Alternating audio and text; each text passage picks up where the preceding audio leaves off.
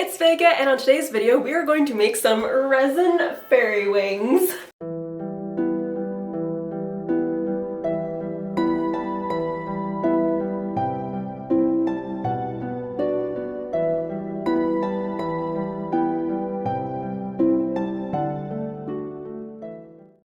If you've been following me for a while, you probably know that I absolutely love any cosplay with wings, and I think AUs are the coolest thing. So when I first started playing Genshin and I saw Aether with his wings, my brain was like, you know what, one day we are going to make a fairy AU for this man.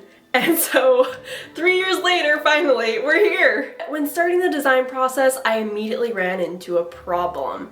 When looking online for tutorials, all I could find for fairy wings were like these cellophane style wings, which while those are absolutely stunning, they weren't gonna work for what I wanted for two reasons. One is that the cellophane it's not very durable, and so it's therefore not great for travel. And two, for the cellophane wings, you need a support wire all around the edges. And for Aether's design, that just wasn't going to work with what I was envisioning. So since I've been incorporating resin a lot into my projects recently, I decided to give that a go. And I've seen many tutorials online of artists making like the little mini earrings out of fairy wings using epoxy resin. So I thought maybe it might work to make those full scale. Maybe. This is an experiment. I mean, obviously it worked, but at the time, this is an experiment. First up is to draft out the wing pattern to scale using some super cheap postage paper, a lovely wall, and, well, me. The three wings were then transferred onto a 0.02 inch plastic sheet, where each wing was cut out 4 times, 2 for each side. The sheets come with a protective layer on each side, making it easy to draw out patterns without leaving marks on the actual surface. Because I was doing an original design based off of Aether's wings, I wanted to add more fairy vibes and so included some swirls in the design. Making sure to flip the wing and peel off the protective covering on the other side, I was then able to follow the design drawn out with an opaque gold resin. For the most part, the resin will stay where it's placed, but as it cures, it slowly starts to spread out. To keep the lines sharp, I went back every hour or so while it was curing to clean up the lines. And of course, I needed to add a little bit of extra gold glimmer. Once the swirls were completely cured, it was time to pour resin over the rest of the wing using a combination of gold, yellow, and white mica powder to obtain a gradient on the wings, starting with gold at the base. When pouring the resin on, it tends to stay on the plastic sheet and only goes over the sides if too much is added, so just go slow as you blend the colors together. It's also best to do a quick pass over with the heat gun to reduce the number of bubbles in the resin. Before the resin was completely cured, I added the second layer of plastic. This second piece is needed to stiffen the wings, as only one piece was too flimsy to stand upright. Placing these was definitely the most difficult part, as I had to go slow to ensure no bubbles were trapped and an even layer of resin was spread across the wing. It took a lot of finessing and redistributing resin, and probably would have been a lot easier to wait for the resin to cure than just glue the second piece on with clear resin. But it was too late to back out, so I made it work, and we're all just going to ignore the few bubbles that I wasn't able to get out. An important note here is to wait to remove the outer protective layers until the resin is completely cured. That way any spills and mess will just peel right off with the cover. On to the harness. The two goals here were to make it clear to mimic the floating effect of Aether's wings, and to make the wings removable for ease of travel. For this to work, I used a clear acrylic rods with matching cylinders. The rods were warmed up with a heat gun and bent into shape until I was happy where everything would be sitting.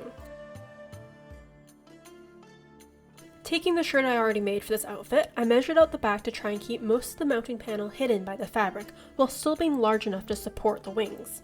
The idea here was to create clear brackets from the plastic sheets that fit around the cylinders, and run these pieces through slits in the plastic sheet, holding the cylinders in place.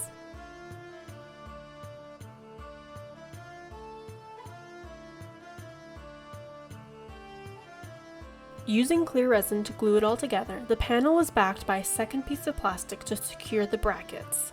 This was another part that was hard to remove all the bubbles, though weighing it down definitely helped.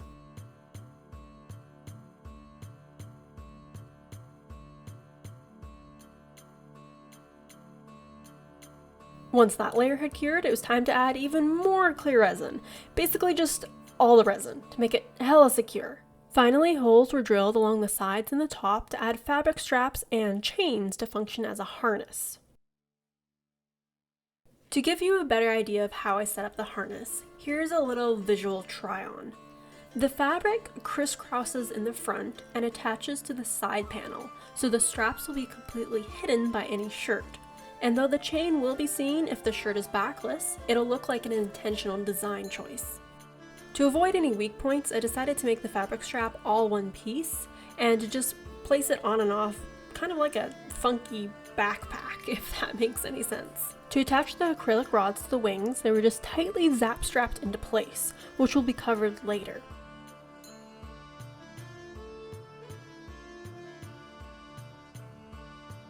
Before going any further, I had to do a little try on wiggle test to make sure everything was on track and looking good. Final step for securing the harness was to add pins to keep the wings in place. Using the Dremel, I drilled holes into the cylinder with the rods in place to make sure the holes would line up, before removing the rod and continuing the hole. If successful, everything should line up when you insert the acrylic rod into the cylinder and be able to place a pin perfectly into the hole created. Finishing up the wings, I covered the zap straps with a 4mm EVA foam on one side and foam clay on the other to build up around the rod and make it blend in as much as possible.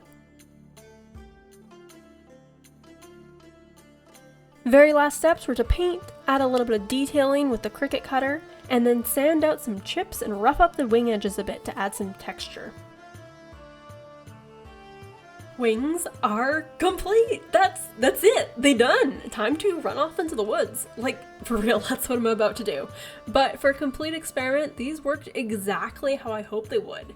And after several wiggle tests, they're still super secure and comfy.